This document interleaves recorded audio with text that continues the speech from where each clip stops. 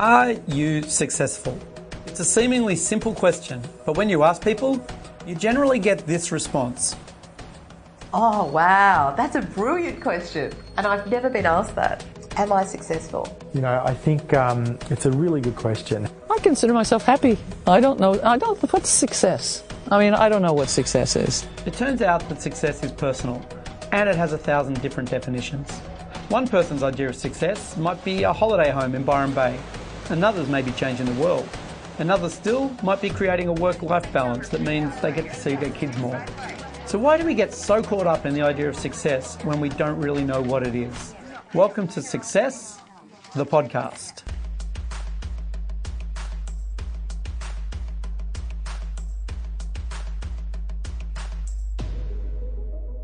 Hi, I'm Nick Place. Today we're talking to Jared Burns. He's one of the founders of Thank You, formerly known as Thank You Water. Jared is one of a group of people who define success by what they leave behind, about what sort of impact they have. They ask themselves, what did I do to help humanity while I was here? I'm sitting here with Jared Burns from Thank You. Awesome to be here. You got it. Nailed it. Head of supply chain and procurement, but more importantly, a founder of Thank You, which started as Thank You Water, but actually has branched out from there, obviously. It did, correct. We started as Thank You Water back in 2008. We launched a brand of bottled water that existed to give 100% of the profits to building wells and filtration systems in developing countries. So we were water just for about 3 years, and then after that we rebranded to Thank You, and we launched food products and body care products, and now into nappies and baby care as well. And also superseed protein clusters, I noticed. Delicious. Absolutely delicious. Yogurt, milk, however you like them, they're good. So the point of today's episode of Success is trying to make the world a better place, trying to leave a legacy. Success as not having 12 Porsches, but actually feeling like you've done something to help the world. Social entrepreneurism, which is kind of a rising word, I guess, or a term. Absolutely. You know, there's a few around Australia. There's Who Gives a Crap toilet paper. Yep. You guys are 9 years old, I think you're saying? We are, yeah, nearly a decade. It's gone incredibly quick, but slow at the same time. It's been quite a roller coaster journey, but it's exactly what we exist for, to leave a legacy and to empower change. Well, let's start just to give our listeners an idea with some of the figures. The last figures I saw were, as of March the 22nd, 2017, 545,360, a very specific figure. Yep. People given safe water and sanitation around the world. Yeah. I think the other figure that really struck me is 663 million people around the world don't have drinkable water. Correct. Which is amazing, but 7 billion do. Yeah, so it's some crazy stats. What are some of the other figures though? Like also, I think you guys do hygiene and food aid. Do you have a sort of updated figure? How much money you've raised? You know what? We've raised $5.5 million now for impact, and that results to 755,000 people now having access to basic human rights and needs. So it was a really slow burn to start off with. After 3 years, we'd raised $35,000, and it was some crazy times, because if we had worked a full-time job, the three of us back in the day, Daniel, Justin and myself, and given 10% of our income, we probably would have given more than 35 grand. But here we were just slogging it away and not really making much of a difference, we felt.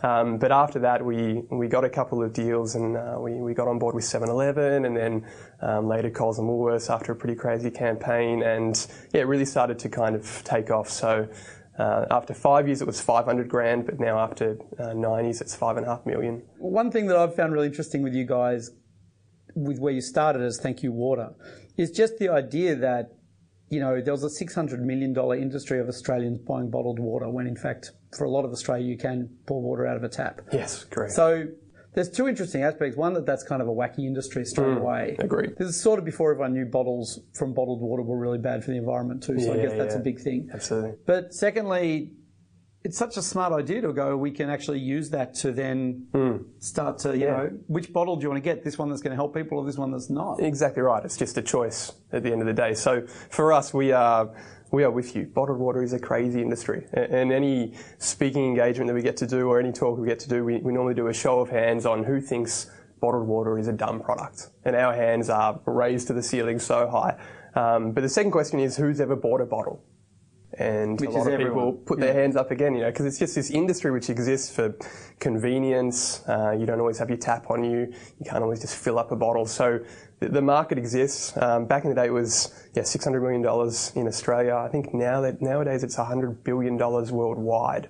It's this crazy industry. So how can we channel the profits from that into something amazing as opposed to just lining the pockets of shareholders? So it was a cool idea by a few 19-year-olds, basically, that has mutated into this really quite now massive, social entrepreneur company. Thank you. The interesting thing is, did it really occur to you at the time that you were going to devote your working careers to trying to save the world, or was it, let's just try and do this to kind of do a project? Good question. I was studying a business degree with a major in finance at the time that we started Thank You. For Daniel and Justine, they kind of had what we talk about is like a why moment. Like, why are you doing this? They really had theirs quite early in the piece. I didn't really have my why moment that early. I loved business and I wanted to help people. That was kind of just my upbringing, help people, less fortunate than yourself. So that was kind of where it started for me. After a couple of years, I discovered my why and the reason I was doing it. And from that moment, it was, I'm not going to do anything else but this for the rest of my life. They'll have to carry me out if they ever want to get rid of me. So yeah, that passion and that drive really kicked in after a couple of years for me. I feel I'm right in the middle of, where I want to be. And that's an amazing position, and one which I guess generates a sense of fulfillment in why we're here for. So for me, that's an amazing driver. You wake up every morning and you don't feel like you're going to work. You just it's something so much bigger than that, which is amazing. And this is your first job, right? You said you worked at Macca's as a kid then started this when you were 19. Yeah, that great training ground for a lot of people. I worked at Macca's for three and a half years, and then during uni, I worked traffic control, so I was the lollipop guy on the construction site with the little stop slow sign at nights, and then while I was doing that, would work at night, and then would go and volunteer Thank You during the day, back to a night shift, back to volunteering. So it was a pretty crazy cycle. My sleep is still suffering from that, but you got to do what you got to do to get something off the ground. Thank You runs an interesting model. It's registered as a charity, but it runs like a business. Often charities are subjected to scrutiny that other businesses aren't. The old, how much money is actually going to the charity question. People who buy Thank You products really want to see where their dollars are going. So they created a system called Track Your Impact. Each product has a unique code on it, and people can see the exact project which that product has been assigned to fund. The social enterprise competes with multinationals, and just like any other player in the fast-moving consumer goods market, it has to pay wages, rent, other expenses. Everything that's left after that is 100% owned by the charitable trust, and everything that flows into the charitable trust flows out, minus bank fees. But how did a bunch of 19-year-olds come up with this remarkable model? Here's Jared. So this, revolutionary model, this project-based model, this idea about, the trust and then the flow out, all the things you're talking about. How did you come up with that if you guys are a bunch of uni students? It's really sophisticated kind of structures. It is, and it is technically challenging. It is a tough model. For us, we get some great advisors around us. We definitely don't know it all and don't think we do. So back in the day, we really wanted to create something which wasn't a charity, didn't rely on donations, which wasn't just a business, but it was this kind of middle ground. And back in the day, there wasn't many social enterprises around. Like, we're talking nearly 10 years ago. If you look at the UK, that was much more developed in the social enterprise space, but here in Australia it was pretty new. So we kind of, there wasn't really a blueprint for us. So we thought, we've got to sit in the middle somehow. What if we create a company 100% owned by a trust and everything flows out? We probably didn't really realise what we were getting ourselves into back then. It just has become more and more complex throughout the years. And has it almost fallen over? Has it felt too hard? Have you had many of those moments of like, we've just bitten off more than we can chew? A little bit. Yeah, we probably realised about 2 years ago just a massive flaw in the model. If you are giving away 100% of your profit, how do you scale? Like, really simple business, but it took us about 6 or 7 years to actually understand the principles. So we launched a campaign about 2 years ago to try and combat that. So we launched a book called Chapter 1. And if anyone knows the book industry, you'd be lucky to make 50 grand on it. If you're a bestseller, you might walk away with 50 grand profit. And we wanted to raise $1.2 million for the future of Thank You. And basically the idea was you would buy Chapter 1 and 100% of the profit from Chapter 1 would fund the future of Thank You. So Chapter 2. What is Chapter 2? We're in it at the moment. So we launched a book. We ordered 80,000 copies. I remember the video actually. Yes. It was a very cool video. I think with Daniel kind of talking to the camera saying, "Here's what we're going to do." Walking backwards. Yeah, that was a didn't cool miss video. a beat. It was a cool video, and the results were amazing. So they blew our minds. After 30 days, we'd raised $1.4 million. Because the idea too was that you pay what you think you should pay for the book. Correct. Is that right? Pay what you want. So it's not how much do you want to pay for a book, it's how much do you want to invest in an idea which could change the world. And it's still pay what you want on our website and then in some retailers in airports, Relay, Watermark and Newslink. What's the record? You know what? We've had a couple of records. We had some I think they were in Year 12, some students out in Ringwood, eastern suburbs of Melbourne, collect money. I think they paid $1,200 for a book. Fantastic. And then a couple of people in New Zealand paid $5,000. Recently in Sydney, someone paid $7.5 grand. And then a lady just recently paid $50,000 Wow. for one book. copy of the book. Man. So it has blown our minds. Social entrepreneurism is absolutely white hot at the moment. That's basically creating a business with the sole intention of solving a social problem or a need, rather than building a business for the business's sake. But what's the role of consumer choice in all of that? These days, as opposed to 9 years ago when Thank You Water started, consumers are much more empowered to make ethical choices. They have heightened expectations and are more demanding of the ethical basis of their products. Jared explains. It is something which has gone through the roof from when we started, for sure. I mean, back when we started, as we touched on, social enterprise in Australia wasn't really even a thing. So there was a huge educational piece around that, but fast forward 9 years down the track and I mean, it seems like every business that starts has something to do with social impact. You know, whether it is ethically procured or is it fair trade or is it, percentage of profits are going to fund aid and development programs. Like it's been a huge swing. So I'm really interested to see where it goes, 9 or 10 years from now. The landscape, from my perspective, is changing and changing rapidly. And because informed, demanding consumers are involved, Thank You needs to operate pretty much exactly how any other bottled water company would operate. In fact, the only real difference is that 100% of the profits go to a trust, which then invests in clean water projects. We don't take the profits, obviously, but we have to invest in that for sure. So, we have an innovation team, a team of 3 guys or 3 girls, sorry, trying to outthink some of the smartest companies in the world. So we definitely know we have to play in those kind of places. But then that 100% of profit, everything that is left going, I think keeps it nice and pure, nice and clean. So basically you have your costs of the business and that R&D is included in the cost. Correct. And then you go, now here's the profits we've got to push. Yeah, I think there can be some confusion when we start talking charity versus Thank You. But for us, it's more like Coca-Cola, Thank You. Like we run just as that for-profit company trying to make as much money as possible. And in that we invest in marketing, people, rent of an office, all that kind of stuff. Except our profit all goes to one shareholder, our charitable trust. So it seems like the message has stayed very pure all the way through. The idea of we want to help the world, we want to give people water who don't have water. Yeah. We want to now do also food aid and all the other things since you changed from Thank You Water to Thank You and you've spread.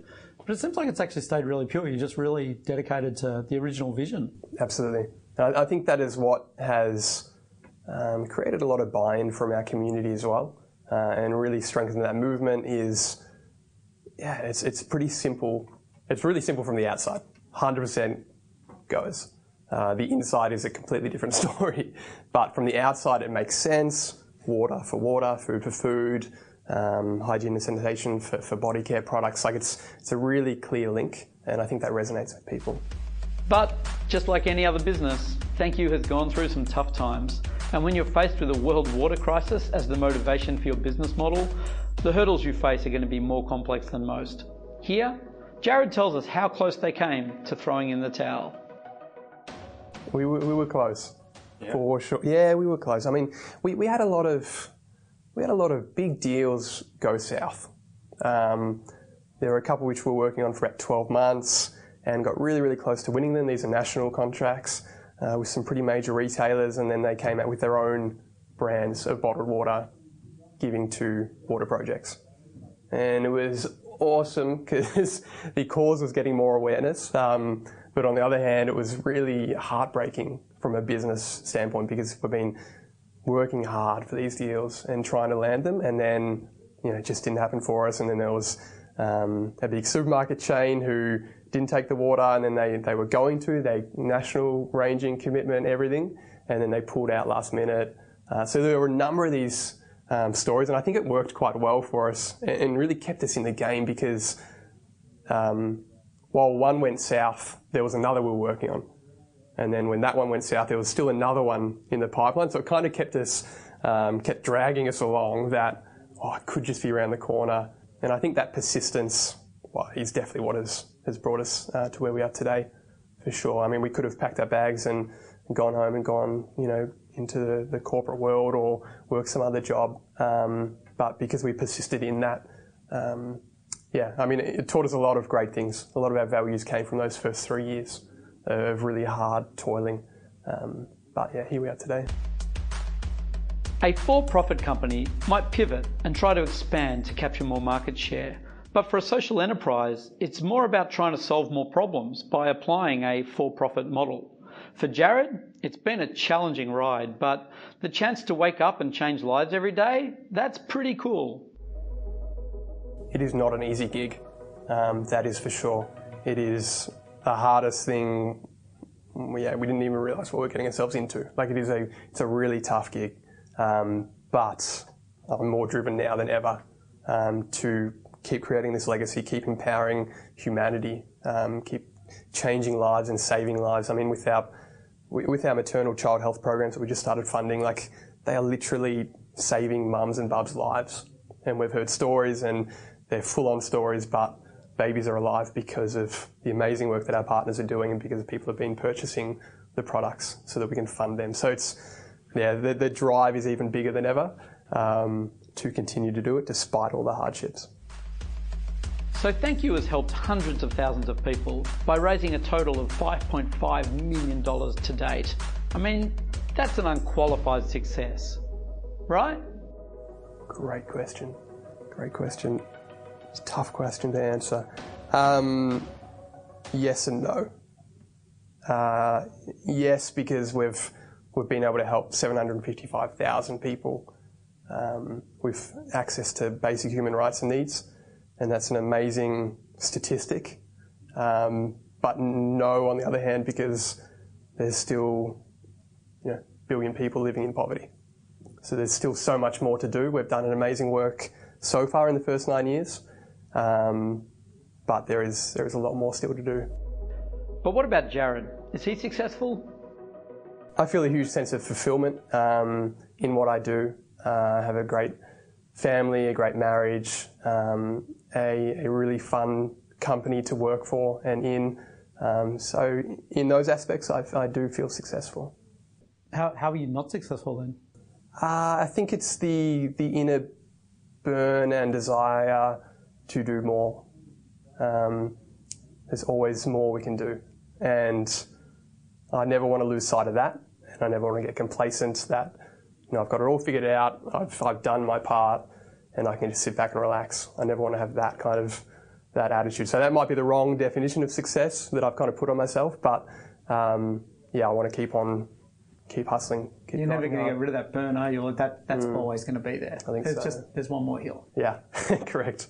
let's go climbing. Well, that's exciting. Yeah. Jared, thanks so much for coming to talk to us. It's been really interesting. Good luck with the work. Thank you for doing incredible things. Awesome. So keep marching forward. Thank you. Thanks for having me, guys.